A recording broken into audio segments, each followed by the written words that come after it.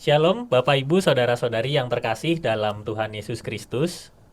Kita berjumpa lagi di dalam pendalaman ajaran GKI Residen Sudirman. Hari ini Bapak Ibu Saudara-saudari kita bersama dengan Kak Elizabeth Eka Apriani atau biasa dikenal di GKI Resud dengan panggilan Kak Elsa. Halo Kak Elsa, Halo Shalom. Kak Riki, Shalom. Bagaimana kabarnya? Puji Tuhan, baik Kak. Lagi Gimana? sibuk-sibuk kah?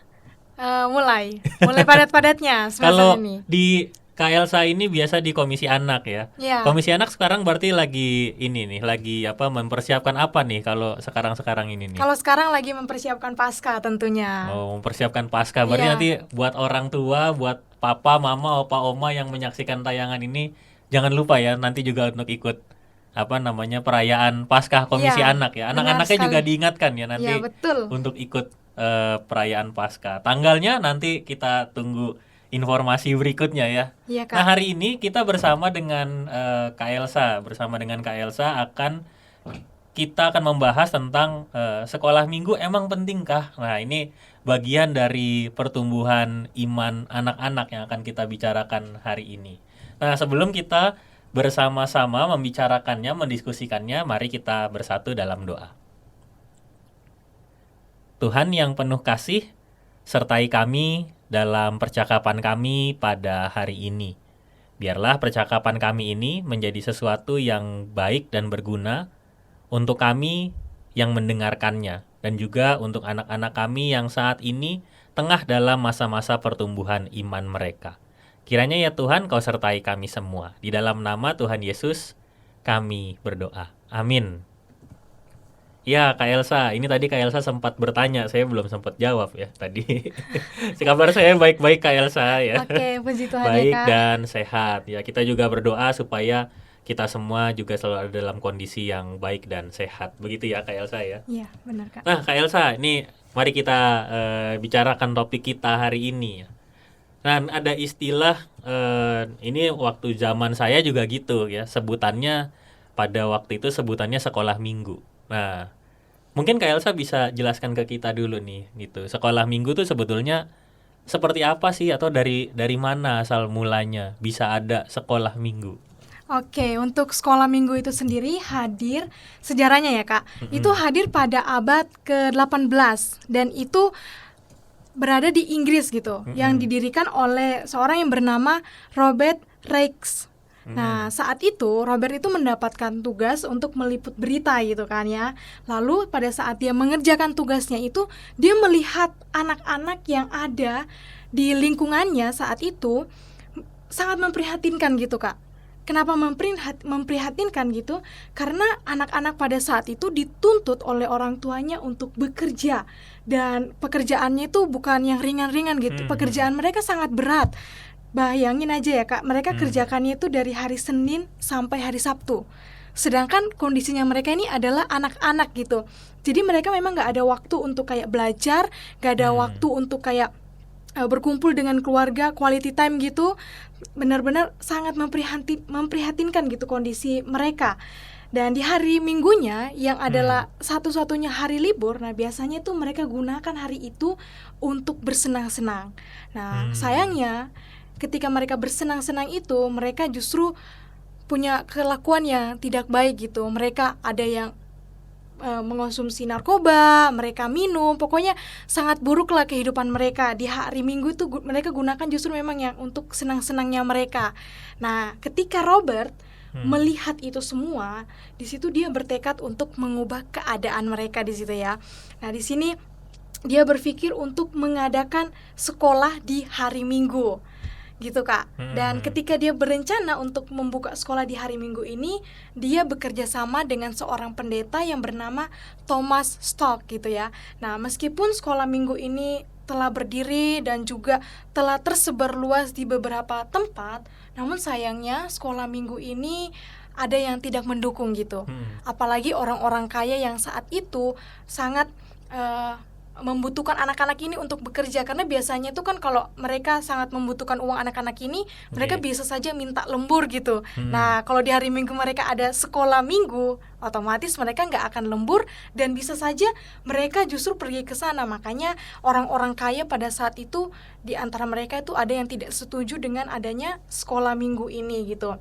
Nah, di sekolah minggu ini mereka bukan saja belajar membaca, menulis, tetapi di sini mereka juga diajarkan sopan santun, dan yang lebih pentingnya nih Kak, mereka itu diajarkan tentang cerita Alkitab. Gitu. Oke, jadi di abad 18 ini justru anak-anak tuh ini ya, malah kesibukannya kan, kalau anak-anak kan harusnya kesibukannya main dan belajar Iya kan gitu ya. benar. Tapi ternyata mereka justru tidak punya dua waktu itu gitu ya, karena harus bekerja gitu ya. Benar sekali Kak. Oke. Nah, ini yang menarik Kak Elsa. Kenapa pemilihan yang dilakukan oleh Robert Raikes dan Thomas Stock ya? Kalau Thomas Stock tadi Kak Elsa sudah jelaskan ya, jelas dia seorang pendeta gitu ya. Iya. Tapi kenapa pilihannya dari sekian, maksudnya gini, sekian banyak nilai-nilai kehidupan, sekian banyak cerita-cerita di tengah hidup gitu, lalu mereka memilihnya justru menceritakan Alkitab. Nah, gini Kak, perlu kita ketahui bersama bahwa anak-anak yang ada pada saat itu memang secara hukum ya, secara KTP ya gitu ya, itu memang mereka beragama Kristen. Namun Oke. sayangnya kehidupan mereka itu tidak mencerminkan Kristus.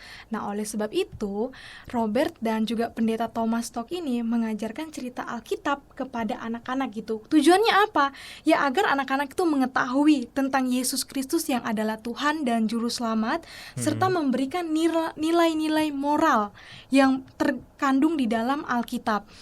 Nah, inilah yang dipakai oleh Robert dan juga pendeta Thomas kepada anak-anak. Jadi pengajaran yang Robert dan juga pendeta Thomas berikan ini merupakan pendidikan Kristiani saat ini gitu ya.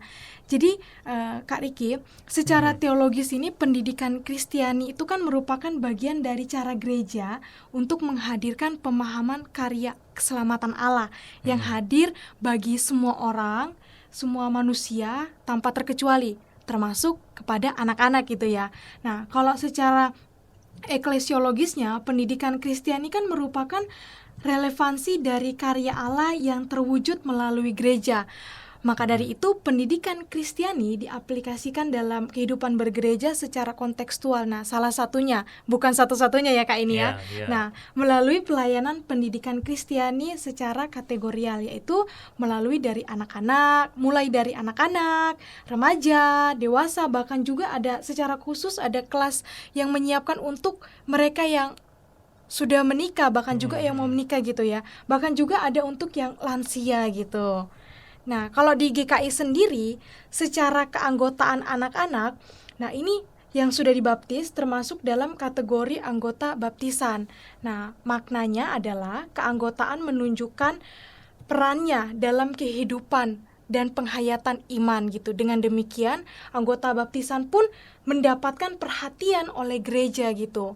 Nah, di dalam formulasi tata liturgi peneguhan dan pemberkatan pernikahan ada bagian ini ya, aku bacakan ya Kak. Ya, nasihat dan janji Tuhan. Nah, memuat tanggung jawab hidup pernikahan sebagai orang tua, dan juga dikatakan, dan jika saudara berdua dikaruniai anak atau anak-anak oleh Tuhan, didiklah ia atau mereka secara Kristiani. Nah, melalui inilah kita sadar gitu bahwa sesungguhnya memang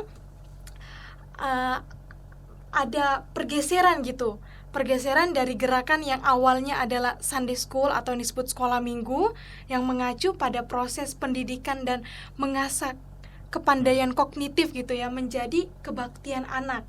Nah, yang mengacu pada apa? Pada pengajaran akan karya keselamatan Allah bagi semua kalangan usia. Nah, intinya adalah sasaran utamanya adalah pertumbuhan iman sampai berbuah gitu ya di sepanjang kehidupan mereka gitu. Nah, di GKI ini sudah digunakan istilah kebaktian anak, termasuk di GKI Residen Sudirman itu sendiri. Walaupun kalau kita lihat di beberapa gereja masih belum ada menggunakan kata istilah gitu kebaktian anak. Nah, Kak, kalau di GKI sendiri itu kalau kita buka bukunya memang tidak mencatat gitu ya mengenai penyebutan untuk ibadah anak gitu. Tetapi Iya. sering kita dengar bahwa ada beberapa gereja itu yang tidak lagi menyebut sekolah minggu, tetapi mereka menyebutnya dengan kebaktian anak. Nah, penyebutan ini dikarenakan penyesuaian dari mulai kebaktian umum, dewasa, pemuda, remaja juga. Nah, sehingga yang untuk anak-anak ini disebut dengan kebaktian anak. Bahkan kalau kita melihat ya, penyebutan kebaktian anak ini lebih spesifik gitu. Kenapa bisa lebih spesifik? Dimana sesuai dengan kata dasarnya ya Kak, ini kebaktian, yaitu kan bakti gitu ya. Artinya wadah untuk mengajar anak-anak apa? Berbakti kepada Allah, sikap tunduk dan hormat kepada Allah. Oleh sebab itu di GKI itu sendiri pun menggunakan istilah kebaktian anak. Dan bersyukurnya gini, GKI Residen Sudirman itu sudah menggunakan istilah kebaktian anak itu Jadi sendiri di Kak. GKI Resut tuh sudah pakai istilah kebaktian anak gitu Iya ya. benar Ya. sekali Kak. Seperti itu Kak. Ya, jadi mungkin bagian yang menarik juga adalah ketika tadi Kak Elsa menjelaskan kepada kita semua bahwa sesungguhnya dengan menggunakan istilah kebaktian anak, betul-betul kita jadi tahu bahwa anak-anak yang datang ke kebaktian anak ini adalah mereka yang berfokus pada karya keselamatan Allah gitu ya, belajar tentang karya keselamatan Allah lewat berbagai praktiknya yang juga pasti banyak inovasi dan kreasi di dalamnya Iya. gitu. Jadi bukan lagi sekolah gitu ya. Kalau sekolah kesannya adalah ada PR, ada tugas, ada nilai-nilai yang harus ditanamkan dan biasanya tidak berfokus langsung pada bicara tentang karya Tuhan begitu Iya ya benar. kayak saya. Benar sekali Kak. Itulah kenapa kajian tentang kebaktian anak itu juga memang kemudian di beberapa tahun yang lalu muncul dan rasanya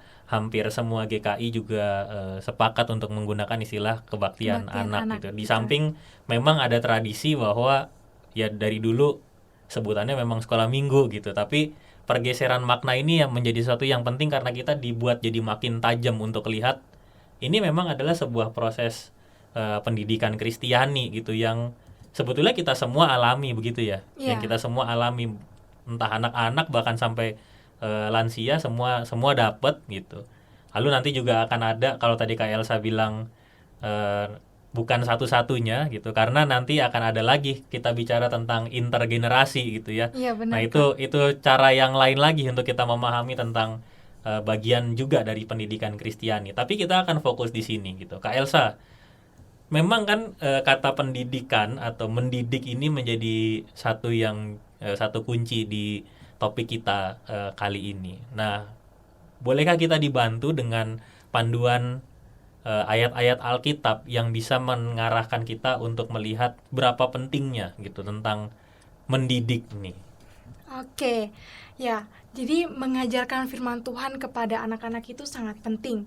Sebab melalui pengajaran anak-anak, apalagi ini kita menggunakan firman Tuhan, kita dapat, anak-anak itu bisa mengetahui gitu ya, yang tadi kita awal sudah bilang tentang karya keselamatan Tuhan, bahkan juga kita bisa melihat gitu, mengetahui pribadi Allah itu bagaimana, mengetahui bagaimana itu Allah bekerja, bahkan mengerti rencana Allah di dalam setiap kehidupan kita, dan mengerti bagaimana dirinya itu setiap kita mau hidup benar di mata Tuhan. Nah, adapun ayat-ayat yang mungkin ini bisa menolong kita karena ini berkaitan dengan mengajar anak firman Tuhan gitu. Supaya nanti ada suatu saat mungkin di satu momen kayak anak-anak, emangnya ada gitu ayat Alkitab yang berkaitan untuk mengajarkan kita untuk firman Tuhan, emangnya sepenting itu ya? Nah, ini ada ini. Di dalam kitab Ulangan pasal yang ke-6 ayat yang ke-7 nanti Bapak Ibu semuanya bisa membacanya. Nah, di sini saya tidak membacanya isinya, tapi saya cuma mau kasih tahu ya bahwa dalam bagian ini Musa memberi perintah gitu kepada bangsa Israel untuk mengajarkan dan membicarakan firman Tuhan kepada anak-anaknya dalam segala kondisi. Nah, kalau kita melihat gitu ya, di dalam bahasa Ibraninya kata mengajarkan itu disebut saman gitu, yang artinya menajamkan. Jadi bukan saja saja mereka diajar untuk kayak belajar gitu, enggak, tapi ini mereka betul-betul diajar sampai benar-benar tajam gitu. Nah, tajamnya ini maksudnya apa? Mereka itu, anak-anak yang diajarkan itu betul-betul sampai paham, mengerti apa yang dimaksud gitu. Apalagi ini kan kita mengajarkan kebenaran firman Tuhan. Jadi bukan hanya mereka diajar kayak cuma dibaca gitu aja, tapi betul-betul sampai tajam, mereka mengerti betul, paham betul apa yang disampaikan. Lalu kita juga melihat di dalam Amsal 22 ayat yang ke-6. Ini saya percaya bahwa bagian ini adalah ayat yang familiar gitu, pasti sering kita dengarkan gitu.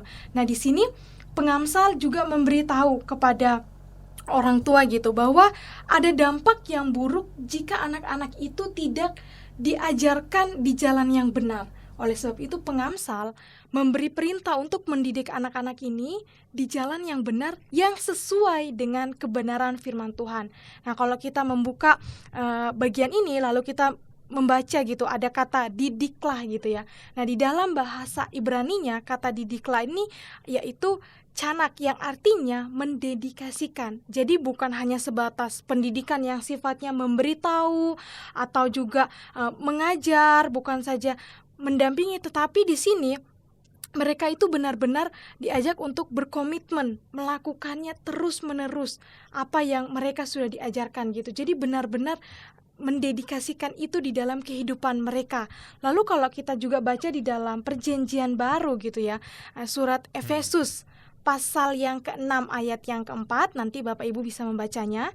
Di sini juga Paulus memberi perintah gitu kepada orang-orang tua gitu, bahwa pentingnya orang tua, khususnya bapak-bapak pada saat itu, mendidik anak-anak menurut kebenaran yang nyata dalam Yesus gitu, sesuai dengan kebenaran firman Tuhan gitu. Nah, di dalam bahasa Yunaninya gitu ya, kata didiklah itu bukan sekedar kayak memelihara atau melatih anak saja gitu, tetapi juga lebih kepada benar-benar mengasuh anak-anak dengan penuh kasih sayang dan mengasuh mereka di dalam ajaran dan nasihat Tuhan. Jadi ini adalah ayat-ayat yang menunjukkan bahwa mengajarkan firman Tuhan kepada anak-anak itu sangat penting. Dan kita juga harus ingat bahwa gereja dan juga orang tua itu bertanggung jawab gitu ya, mengajar anak-anak, di mana keduanya menyampaikan firman Tuhan bagi anak-anak gitu. Nah, kebaktian anak inilah menjadi tempat untuk mengajar anak-anak tentang firman Tuhan. Itu kalau di gereja ya Kak, kebaktian anak gitu ya Kak. Seperti itu Kak. Oke, jadi sebetulnya juga ada kaitannya ya dengan peran kita sebagai orang tua atau Iya, orang yang benar. lebih dewasa gitu Iya, ya, benar Kak. dengan proses pendidikan Kristiani, pertumbuhan iman yang dialami oleh anak-anak Anak-anak. gitu ya. Jadi bukan di sini, apakah seperti ini Kak Elsa, kurang lebih apakah jadinya kayak gini ya. Jadi beban pertumbuhan iman anak itu, beban pendidikannya bukan hanya pada gereja, tapi juga secara lebih luas itu ada pada kita semua. Iya, benar sekali, kepada kita semua. Oke. Itu karena kenapa bisa ada di kita semua gitu. Karena itu tugas tanggung jawab kita gitu Kak, untuk menyampaikan kebenaran firman Tuhan itu kepada anak-anak gitu. Jangan sampai kita beranggapan bahwa ada gereja, jadi sudahlah kita serahkan anak-anak kita aja ke gereja. Lah, tapi kan kita ingat, mereka ke gereja itu hanya 1 minggu 1 kali. Sedangkan anak-anak itu biasanya bersama-sama kita paling lama gitu, apalagi ini orang tua. Makanya kita sebagai orang tua ya harus mengajarkan firman Tuhan itu kepada anak-anak kita gitu. Oke, ya. Jadi di samping orang tua juga punya peran sebetulnya gitu, yang mungkin kadang suka dilupakan ya, kalau orang tua justru punya peran. Dan bahkan kalau tadi Kak Elsa bilang ya, hari-harinya lebih panjang dibandingkan dengan kebaktian anak gitu. Sekarang kalau kebaktian anak tuh rata-rata durasinya berapa lama Kak Elsa? 1 jam. Sekitar 1 jam ya. Karena di situ kan mereka yang jelas ada nyanyi, terus dengarkan firman, dan juga nanti ada aktivitasnya mereka. Untuk firman Tuhannya sendiri durasinya itu buat anak-anak ya, itu 10 sampai 15 menit itu udah paling lama gitu. Karena kan kita tahu ya Kak, anak-anak itu kalau mendengarkan firman Tuhan apalagi lama kan ya, waduh, bosan mereka. Dan usianya juga beragam ya, dari yang masih kecil sekali, masih balita gitu, sampai yang sudah mau SMP ya. Iya, tapi Kak, bersyukurnya ya di GKI Residen Sudirman ini kebaktian anaknya itu dibagi per kelas loh. Iya, Itu oke. yang Per kelas tuh berarti berdasar usia. usianya mereka. Oke. Jadi kan kita tahu targetnya anak ini, oh ini anak ini seusia segini, kita tahu durasinya, fokusnya mereka tuh bagaimana.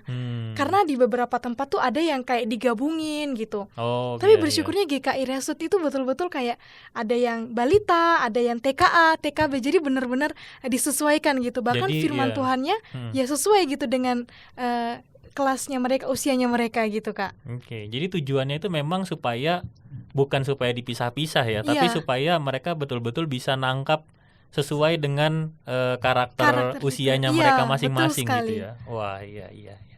Nah, itu menjadi satu yang menarik, dan itu bagi saya sendiri adalah sebuah bukti keseriusan gereja untuk menyelenggarakan pendidikan Kristiani dalam bentuk kebaktian anak Kebaktian gitu anak. ya. Iya, Kak. Nah, Kak Elsa, sekarang kita coba lanjut ya, supaya kita jadi makin paham. Ini kan ya peran kita di rumah, peran kita sebagai orang yang lebih dewasa itu penting, tapi juga peran gereja kan juga tidak kalah pentingnya penting begitu gitu ya, ya, karena iya, kan Kak. ya namanya gereja, Iya. masa tidak memberi contoh kan gitu ya. Iya. Nah, itu juga tidak kalah pentingnya. Nah, kira-kira kalau tujuannya dengan adanya kebaktian anak, tujuannya supaya anak-anak bisa ikut kebaktian anak, itu sebetulnya tujuannya apa, Kak?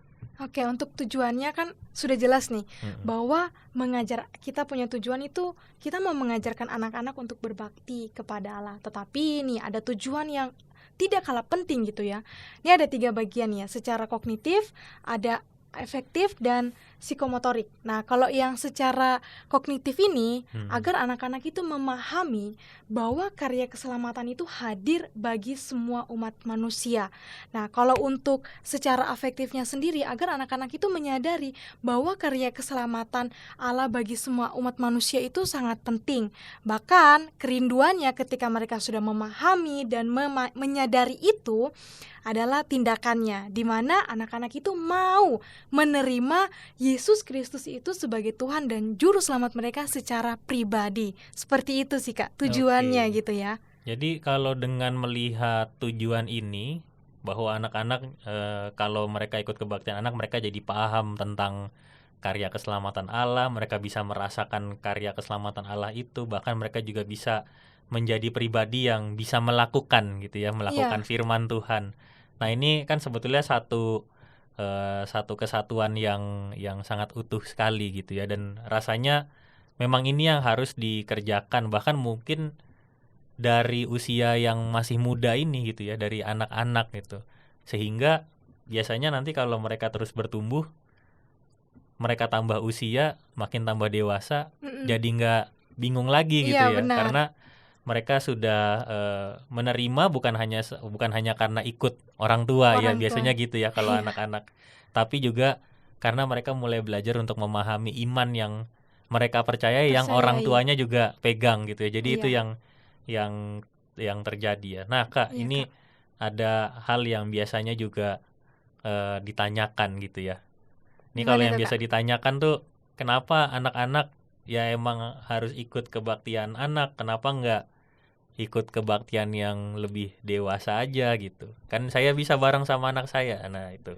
Apalagi sama-sama mengajarkan firman Tuhan gitu ya, Kak. Iya, sama-sama mengajarkan firman Tuhan. Oke, tapi harus kita ingat bahwa dasarnya anak-anak itu juga kan perlu mendapatkan pengajaran tentang karya keselamatan Allah, iman pertumbuhan dalam Yesus, bahkan perlu mendengarkan Injil gitu ya, dan sebagainya. Dan memang benar gitu, bahwa kedua-duanya, baik itu kebaktian anak ataupun kebaktian dewasa, itu sama-sama memberitakan Injil gitu, menyampaikan kebenaran firman Tuhan gitu, mengajarkan firman Tuhan kepada umat gitu. Tetapi harus kita pahami gitu ya, bahwa porsi pengajaran untuk anak-anak dan orang dewasa itu kan tentunya berbeda. Di kebaktian komisi anak Resut aja disendirikan TKA TKB karena supaya porsinya itu bisa dapat gitu. Ini anak-anak dibawa ke ibadah umum gitu kan, sudah jelas itu ya, porsinya sangat-sangat berbeda. Oleh sebab itu di sini harus ada wadah khusus untuk anak-anak. Makanya kenapa sih anak-anak itu harus dibawa kepada dibawa pada kebaktian anak itu sendiri gitu. Nah, Kak, aku kasih tahu ya juga, bahwa kalau kita membawa anak-anak itu kepada kebaktian khusus untuk anak-anak, ini ada hal-hal positifnya gitu. Nah, iya itu apa aja Nah, tuh? hal-hal Kita perlu tahu positifnya ini. ini supaya biar kita semua Hmm. paham gitu ya. Jadi kalau kita bawa anak-anak kepada kebaktian khusus gitu, kebaktian anak gitu ya. Nah, di sini anak-anak itu sejak dini sudah mengerti bahwa Tuhan Yesus itu adalah Tuhan dan juru selamat.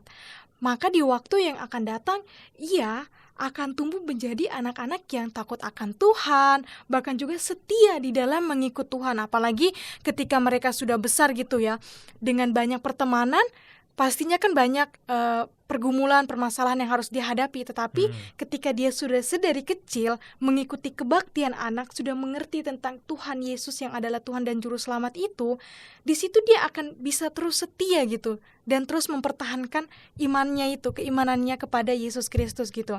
Bahkan anak-anak yang sudah rajin ke gereja, mereka ini juga, khususnya rajin ke gereja ini adalah kebaktian anak, mereka itu juga rutin berdoa, bahkan membaca Alkitab. Nanti ketika mereka besar gitu ya, mereka bisa menjadi anak-anak yang memiliki prinsip hidup yang benar dan juga memiliki relasi yang dekat dengan Tuhan gitu. Karena kan setiap kita dirindukan gitu, memiliki hubungan yang dekat dengan Tuhan. Nah, ketika anak-anak sudah dari kecil rajin berdoa, membaca Alkitab, wah, itu pasti relasi mereka dengan Tuhan itu pasti dekat gitu. Jadi kalau kembali ke atas lagi, ke poin yang pertama, dampak yang pertama, positif yang pertama, jadi ketika mereka mendapati permasalahan ataupun kesusahan, mereka akan setia gitu di dalam mengikut Tuhan. Bahkan ya Kak, hal positif lainnya yang mereka bisa dapatkan gitu ketika mereka ikut di dalam kebaktian anak.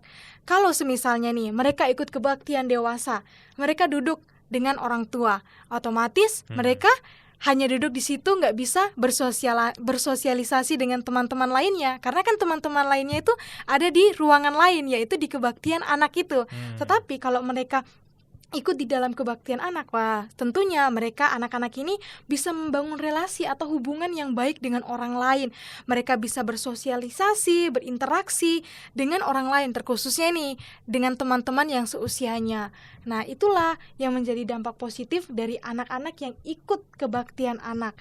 Nah, jika pengajaran-pengajaran yang diberikan ingin dapat terlaksana gitu ya, apalagi nih ketika kita punya kerinduan anak-anak itu bisa betul-betul memahami apa itu kebenaran firman Tuhan, memahami bagaimana karya Tuhan, maka kita harus memperhatikan apa bahasa yang digunakan ketika menyampaikan kebenaran firman Tuhan itu kepada anak-anak. Lalu durasi pujian dan juga bercerita. Ya, kasihan kalau anak-anak kita kasih waktunya untuk bercerita yang harusnya mungkin 10 menit gitu, itu udah paling lama. Tetapi kita kasih firman Tuhannya 30 menit, udah kalah-kalah kayak orang tua, pasti tuh bosan. Dan bisa saja mereka gak akan nangkep gitu cerita firman Tuhan itu, kebenaran firman Tuhan itu. Bahkan juga metode dalam bercerita ini juga sangat penting, ya, agar tujuannya tadi supaya mereka itu bisa mengerti, memahami kebenaran firman Tuhan itu. Lalu gak lupa lagi lagu-lagu yang dipakai gitu ketika mereka nanti pergi ke gereja ikut kebaktian anak. Nah, di sini kan takutnya ada mereka yang mungkin beda gitu ya dengan anak-anak yang lain. Jadi mereka ketika mendengarkan cerita firman Tuhan itu nggak bisa langsung dapat. Tetapi kalau puji-pujian yang dipakai, lagu-lagu yang dipakai sesuai dengan firman yang akan disampaikan, nah ini bisa menolong gitu, menolong anak-anak. Oh iya, hari ini saya diajarkan seperti ini, seperti itu Kak. Iya, jadi anak-anak itu punya kebutuhan juga ya. Iya, Anak-anak benar. punya kebutuhan, satu kebutuhan untuk mereka terus bertumbuh dalam Iya, iman. Itu sebuah kebutuhan pasti. kebutuhan pastinya itu. Lalu yang kedua, mereka juga punya kebutuhan untuk belajar ya, belajar firman Tuhan ya, dari cara mereka berdoa, membaca Alkitab, ya, mendengarkan firman Tuhan. Mereka juga punya kebutuhan untuk bisa mengenal teman-temannya yang juga bersama-sama bertumbuh di gereja di gitu gereja ya. gitu Itulah kenapa menjadi sangat penting gitu ya. Iya, Nah, benar, sekarang Kak. Kak, kita lanjut bicarakan tentang peran kita gitu ya, peran kita sebagai orang tua atau sebagai orang yang lebih dewasa terhadap kebaktian anak ini. Kita tahu tadi ya bahwa kebaktian anak jadi sarana untuk bisa bertumbuh dalam iman dan yang lain-lainnya. Nah, sekarang Jadi peran sebagai orang tua dalam kebaktian anak ini kira-kira seperti apa, Kak Elsa? Dan kalau misalnya ada dasar Alkitabiahnya, ayat Alkitabnya boleh dibacakan juga supaya kita bisa semakin paham. Oke, ya dari sini kan kita sudah sadar ya Kak, sudah tahu itu Mm-mm. bahwa kebaktian anak itu kan sangat penting dalam pertumbuhan iman akan Yesus Kristus. Dan juga kita tidak boleh lupa bahwa orang tua pun punya tanggung jawab dalam mengajarkan firman Tuhan kepada anak-anak kita. Nah, oleh sebab itu, bagaimana peran orang tua dalam kebaktian anak? Nah, yang pertama yaitu mendukung anak-anak untuk ikut dalam kebaktian anak. Nah, ini kita buka ya di dalam Alkitab kita, yaitu Injil Markus pasal yang ke-10 ayat yang ke-14 itu dikatakan gini.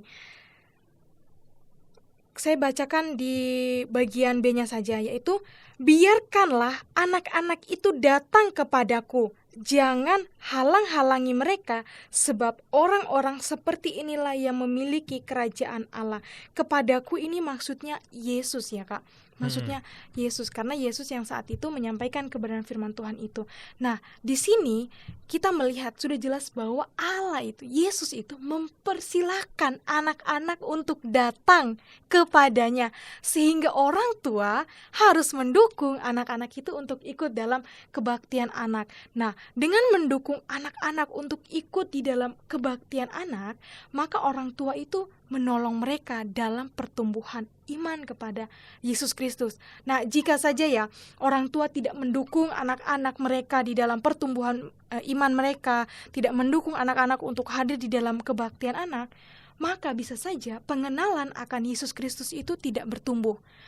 Apalagi nih kita sudah melihat di dalam Injil Markus ya, Yesus aja mempersilahkan anak-anak untuk datang.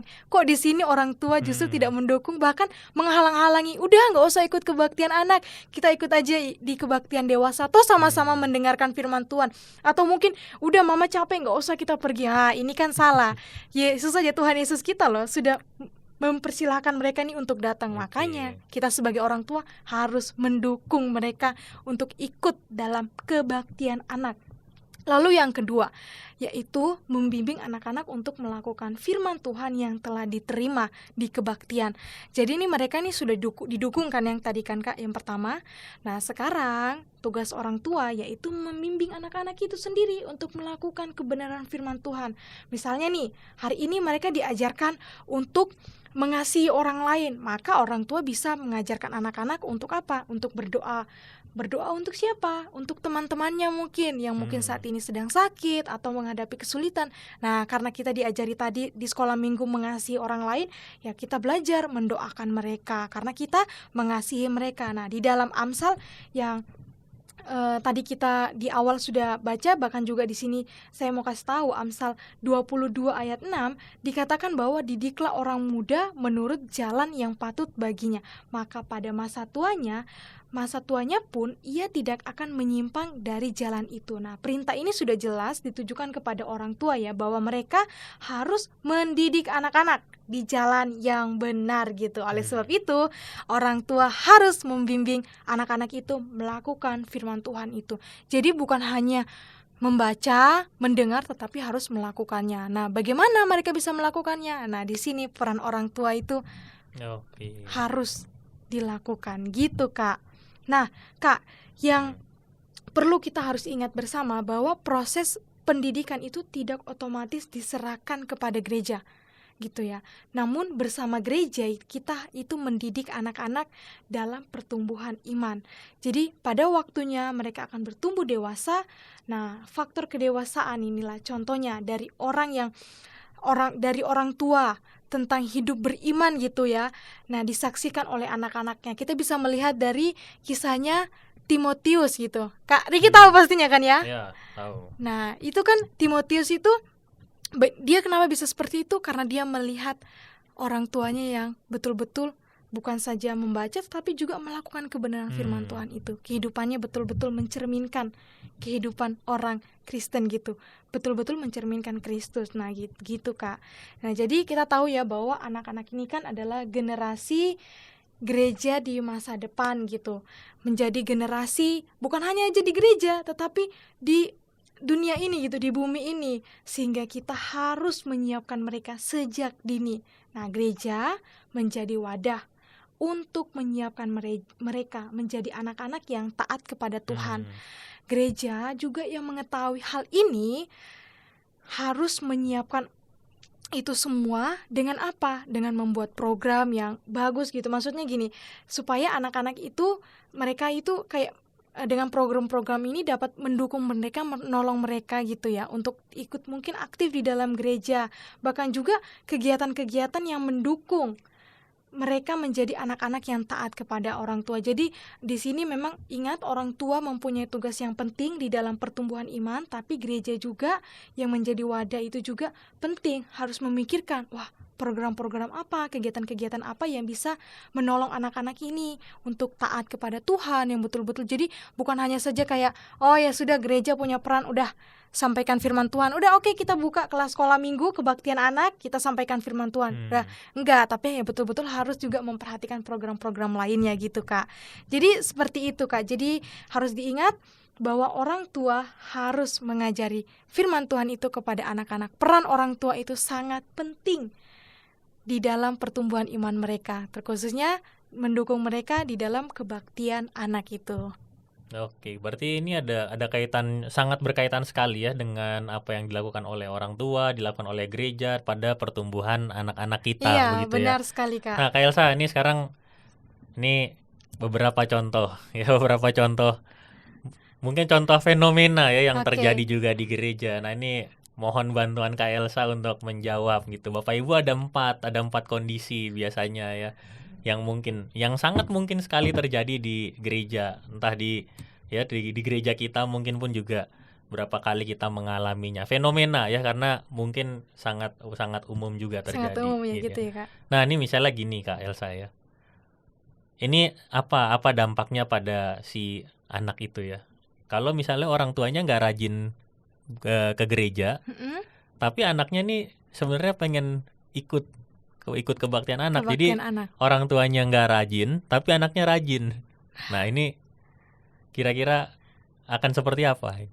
Nah, ini sulit nih, karena masalahnya orang tuanya nggak rajin, tapi anak-anaknya justru yang rajin gitu, untuk pergi ke gereja, untuk ikut kebaktian. Nah, berarti kita harus melihat, Kak, bahwa di sini orang tuanya itu tidak memberi contoh yang baik kepada anak-anaknya, atau memberi teladan yang baik kepada anak-anaknya. Justru anak-anaknya inilah yang memberi contoh kepada orang tuanya. Kasihan loh, Kak, kalau semisalnya orang tuanya tidak rajin, lalu anak-anaknya rajin. Kasihannya kenapa? Karena mereka ini punya kerinduan gitu ya.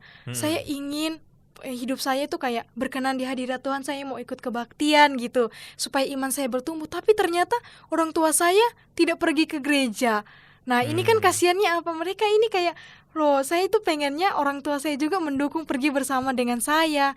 Nah, apalagi nih kalau semisalnya pergi ke gereja, lalu ada teman-teman yang justru pergi ke gereja bersama dengan orang tuanya. Wah, nanti pasti nih anak-anak bisa aja minder gitu, Kak. Kok bisa ya, kok enak banget ya dia pergi dengan orang tuanya, kok saya justru pergi sendiri, orang tua saya nggak pergi gitu. Waduh, ini jadi, kasihan banget sebenarnya ya. Memang anak-anak yang justru juga bisa jadi teladan gitu ya. Tuhan bisa pakai anak-anak untuk memberikan teladan buat orang tua bahkan. Benar gitu ya sekali, anaknya Kak. Aja rajin gitu ya. Nah, sekarang kalau dibalik, Kak Elsa ya, orang tuanya nih rajin, tapi anaknya, ada nggak sih anak-anak yang biasanya suka males-males datang? Nah, itu jadi kalau terbalik nih kondisinya menurut Kak Elsa gimana? Jadi orang tuanya rajin tapi anaknya nggak rajin buat ikut kebaktian anak. Mungkin coba kita lihat ya, Kak. Takutnya di rumahnya tuh takutnya ada masalah gitu. Masalahnya gini, mungkin ada satu kondisi anak-anaknya itu nggak mau pergi, lalu orang tuanya udah biarkan gitu aja. Sudah, kalau kamu nggak mau pergi ya udah biarkan papa dan mama aja yang pergi, kamu nggak usah pergi. Jadi mungkin kita bisa lihat dulu dari rumahnya gitu, dari keluarganya itu sendiri, apakah ada masalah gitu di dalam keluarga tersebut, sehingga kok bisa orang-orang tuanya yang rajin pergi ibadah tapi anak-anaknya tidak. Nah, tapi di sini kita melihat gitu ya, orang tua yang pergi ke gereja berarti mereka sudah memberikan contoh atau teladan yang baik gitu, Kak, kepada anak-anaknya. Namun sayangnya orang tuanya tidak mendorong anak-anak itu untuk ikut kebaktian anak. Nah, kita juga harus melihat gitu Kak, melihat apa sih yang terjadi sebenarnya gitu. Kok bisa anak-anak ini nggak pergi tetapi orang tuanya yang pergi. Nah takutnya gitu Kak, di rumahnya ada konflik atau masalah gitu sehingga anak-anaknya itu tidak didukung gitu untuk beribadah. Atau mungkin Kak, anak-anaknya ini tanda kutip aktif gitu kan ya. Jadi kayak orang tuanya pikir, aduh mendingan kamu gak usah pergi lah, biar papa dan mama aja yang pergi kebaktian gitu. Takutnya mungkin karena aktifnya itu, kalau misalnya dibawa ke kebaktian anak, nanti mengganggu teman-temannya gitu. Tapi kita harus ini sih Kak, harus sebagai orang tua harus mendukung anak itu untuk pergi ke gereja gitu, untuk ikut kebaktian.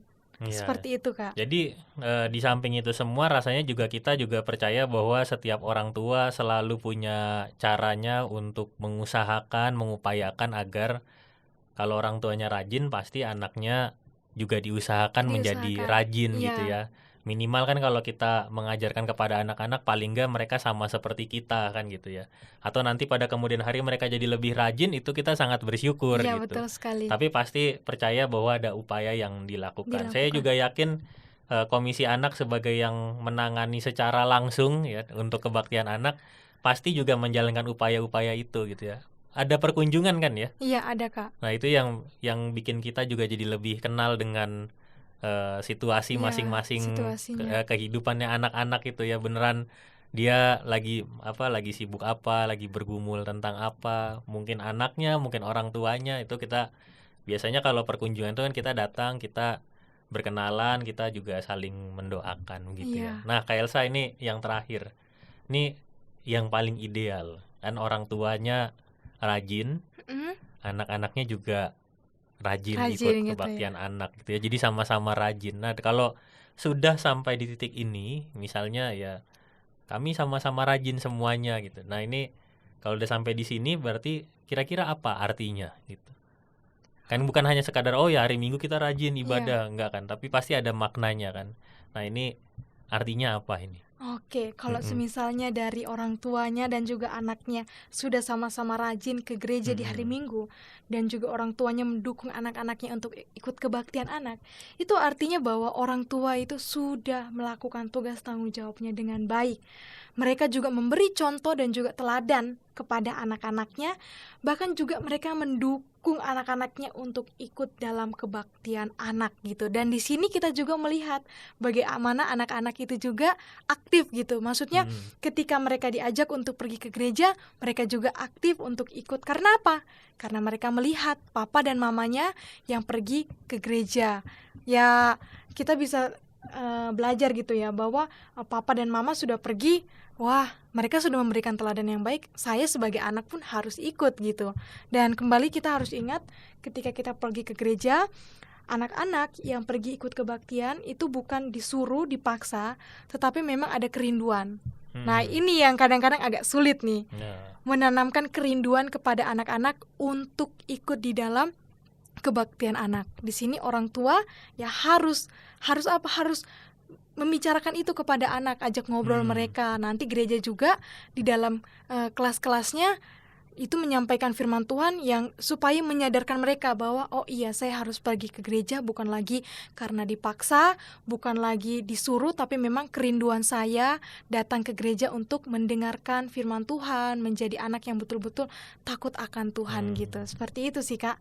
Iya, oke. Terima kasih Bapak Ibu Saudara-saudari, kita rasanya perlu banyak berterima kasih hari ini karena Kak Elsa menolong kita ya untuk mencerahkan kita semua dari sebuah rutinitas kebaktian anak yang ya kita tahu tiap minggu itu ada, tapi lewat pendalaman ajaran kali ini kita diberi sebuah pemahaman yang juga menekankan ya betapa pentingnya proses itu yang dilakukan oleh anak-anak kita. Jadi ada proses pendidikan Kristiani yang ternyata adalah sebuah kebutuhan untuk bisa bertumbuh, bukan hanya kita tapi juga anak-anak. Lalu kita sebagai gereja itu juga punya perannya sendiri. Orang tua juga punya peran yang tidak kalah penting. Begitu juga gereja, kita saling berperan satu dengan yang lain sehingga anak-anak juga bisa terus bertumbuh imannya, begitu ya Kak Elsa ya. Sekali. Jadi kami berterima kasih sekali lagi kepada Kak Elsa yang sudah menyampaikan untuk kita semua. Bapak Ibu saudara-saudari, jangan lupa juga untuk terus menantikan dan menyaksikan episode pendalaman ajaran yang lainnya. Juga kalau ada masukan atau pertanyaan bisa disampaikan melalui channel YouTube GKI Residen Sudirman atau juga melalui media sosial yang lainnya. Nah, Bapak Ibu, kita akan menutup pertemuan kita pada kali ini. Bolehkah minta kesediaan Kak Elsa untuk memimpin kita dalam doa?